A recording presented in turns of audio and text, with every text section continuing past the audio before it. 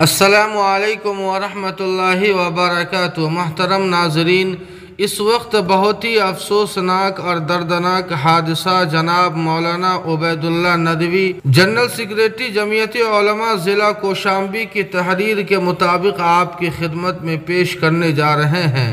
جمعیت علماء ضلع کوشامبی کا وفد موب لنچنگ ہوتے ہوتے بچا۔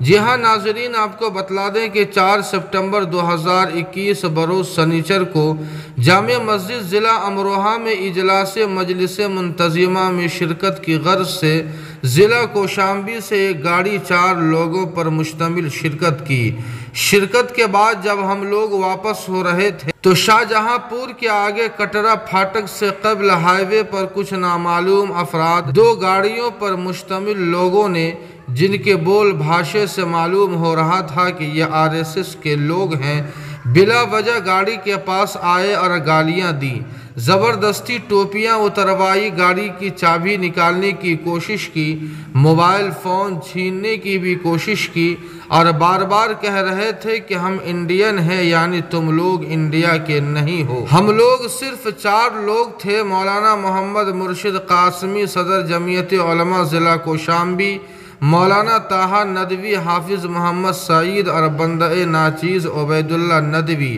وہ تقریباً 10 لوگ تھے، تو ہم لوگوں نے ان سے کسی طرح بھی الجھنے کو مناسب نہیں سمجھا اور جیسا وہ کہتے رہے ویسا ہم لوگ سنتے اور کرتے رہے، کیونکہ ان کی شکل و شباہت سے معلوم ہو رہا تھا کہ یہ آوارہ بدماش قسم کے لوگ ہیں، یہ کسی حد تک جا سکتے ہیں۔ جس گاڑی پر وہ لوگ تھے وہ گاڑی بغیر نمبر پلیٹ کی تھی، جس سے الجھنا بالکل مناسب نہیں سمجھا، اور پھر یہ ہماری گاڑی کے آگے پیچھے کچھ دور تک ہوتے رہے۔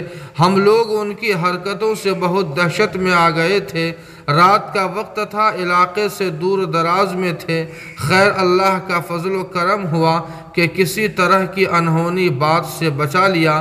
لکھنے کا مقصد صرف یہ ہے کہ سفر پر بہت ہوشیار رہنے کی ضرورت ہے کہ کچھ لوگ ملک کے حالات کو خراب کرنے کی کوشش میں لگے ہوئے ہیں، جن سے چوکنا رہنے کی ضرورت ہے۔ الغرض ناظرین، اس خبر کے تعلق سے آپ کی کیا رائے ہے کمنٹ کر کے ہمیں ضرور بتائیں۔